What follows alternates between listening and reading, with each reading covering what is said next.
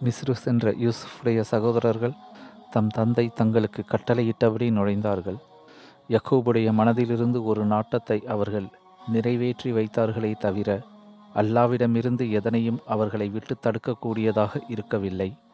அல்லாஹ் யூசுஃபுக்கு அறிவித்து கொடுத்தவற்றில் நிச்சயமாக அவர் அறிவு பெற்றவராக இருந்தார். பின்னர் சகோதரர்கள் யாவரும் யூசுஃபின் பால் பிரவேசித்த போது அவர் தம் சகோதரன் புன்யாமீனை தம்மோடு அமரச் செய்து, நான் தான் உம்முடைய சகோதரன் யூசுஃப். நம் சகோதரர்கள் செய்தவை பற்றியெல்லாம் விசாரப்படாதீர் என்று இரகசியமாக கூறினார். பின்னர் அவர்களுடைய பொருள்களை பெற்று தானியங்களை கொடுத்தபோது தம் சகோதரர் புன்யாமின் உடைய சுமையில் ஒரு பொற்குவளையை எவரும் அறியாது வைத்துவிட்டார். அவர்கள் புறப்பட்டுச் செல்லும்போது அரசாங்க காவலர் ஒருவர், ஓ ஒட்டக கூட்டத்தார்களே, நிச்சயமாக நீங்கள் திருடர்களே என்று கூறினார். அவர்களுக்கு ஒன்றும் விளங்காததால் அந்த காவலரிடம் முன்னோக்கி வந்து, நீங்கள் எதனை இழந்துவிட்டீர்கள் என கேட்டார்கள். அதற்கவர், நாங்கள் அரசருடைய அளவு மரக்காலை இழந்துவிட்டோம். அதனை எவர் கொண்டு வந்தாலும் அவருக்கு ஓர் ஒட்டகச்சுமை தானியம் சன்மானமாக உண்டு என்று கூறினார். அதற்கு அவர்கள், அல்லாவின் மீது சத்தியமாக நாங்கள் நாட்டிலே குழப்பம் உண்டாக்க வரவில்லை என்பதை நீங்கள் நிச்சயமாக அறிவீர்கள். நாங்கள் திருடர்களும் அல்லர் என்றார்கள். அதற்கவர், நீங்கள் பொய்யர்களாக இருந்தால் அதற்குரிய தண்டனை என்ன என்று கேட்டார்கள். எவருடைய சுமையில் அப்பொருள் காணப்படுகிறதோ அவரை பிடித்து வைத்துக் கொள்வதே அதற்கு தண்டனை. அநியாயம் செய்வோரை இவ்வாறே நாங்கள் தண்டிக்கிறோம் என்று அந்த சகோதரர்கள் கூறினார்கள். உடனே யூசுப் தம் சகோதரன் புன்யாமீனின் பொதியை சோதிக்கும் முன்னே மற்ற சகோதரர்களுடைய பொதிகளை சோதிக்க ஆரம்பித்தார். பின்பு அந்த பொருளை புன்யாமீனின் பொதியிலிருந்து வெளிப்படுத்தினார்.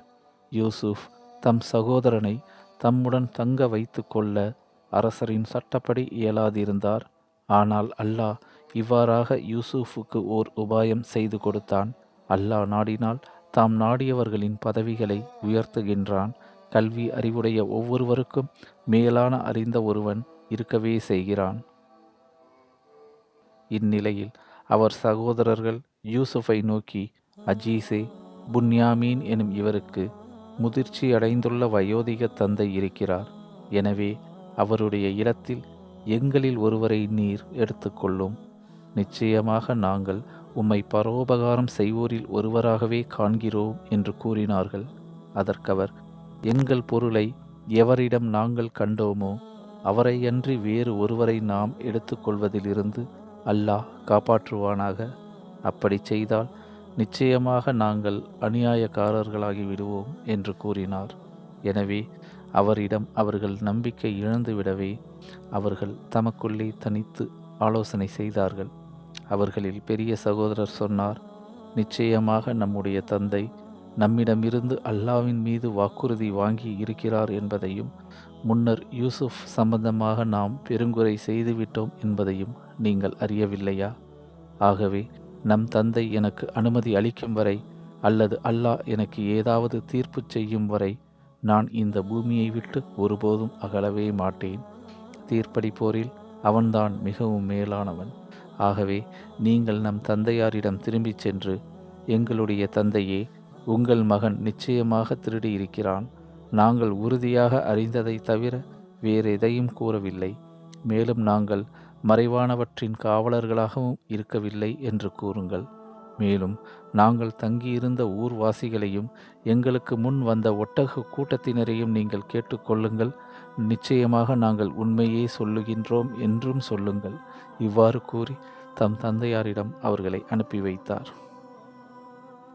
ஊர் திரும்பியவர்கள் தம் தந்தையிடம் அவ்வாறே சொல்லவும், இல்லை, உங்களுடைய மனங்கள் ஒரு தவறான விஷயத்தை செய்யும்படி தூண்டிவிட்டிருக்கின்றன.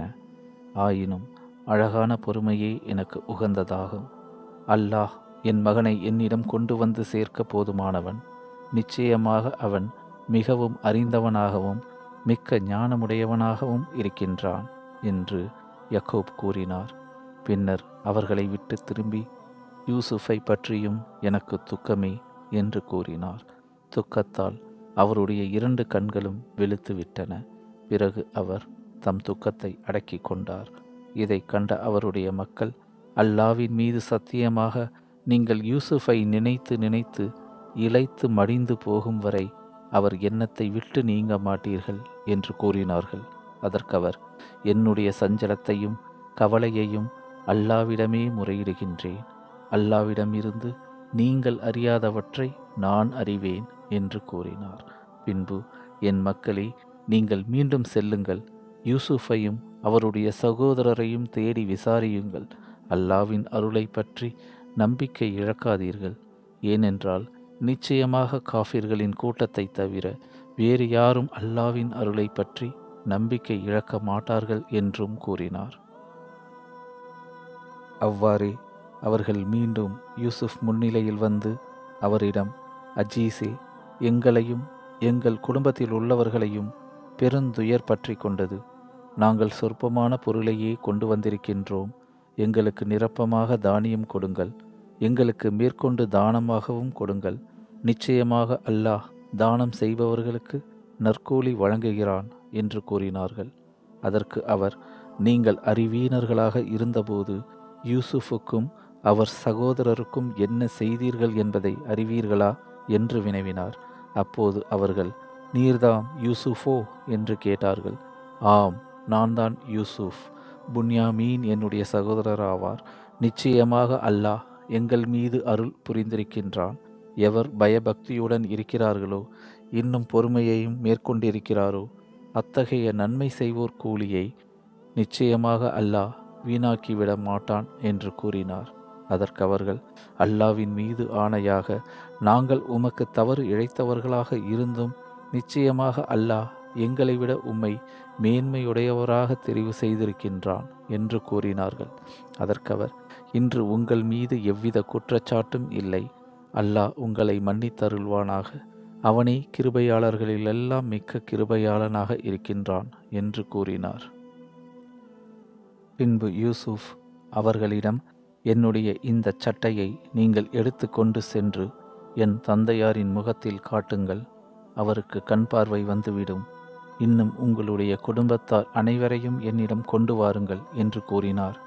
அவர்களுடைய ஒட்டக வாகனங்கள் மிஸ்ரை விட்டு பிரிந்த நேரத்தில் அவர்களுடைய தந்தை, நிச்சயமாக நான் யூசுஃபின் வாடையை நுகர்கிறேன். இதன் காரணமாக என்னை நீங்கள் பைத்தியக்காரன் என்று எண்ணாமல் இருக்க வேண்டுமே என்று தன் குடும்பத்தாரிடம் கூறிக்கொண்டிருந்தார். அதற்கு அவர்கள், அல்லாவின் மீது சத்தியமாக நீங்கள் உங்களுடைய தவறான பழைய நினைப்பிலேயே இருக்கின்றீர்கள் என்று சொன்னார்கள். பிறகு அவர் மக்கள் வந்து யூசுஃபின் சட்டையை அவர் முகத்தில் காட்டியபோது அவர் மீண்டும் பார்வையுடையோரானார். நீங்கள் அறியாததையெல்லாம் அல்லாவிடமிருந்து நிச்சயமாக நான் அறிவேன் என்று உங்களிடம் நான் கூறவில்லையா என்று அவர்களை நோக்கி யாக்கோப் கூறினார். அதற்கு அவர்கள், எங்களுடைய தந்தையே, எங்களுடைய பாவங்களை மன்னிக்குமாறு எங்களுக்காக பிரார்த்தனை செய்யுங்கள்.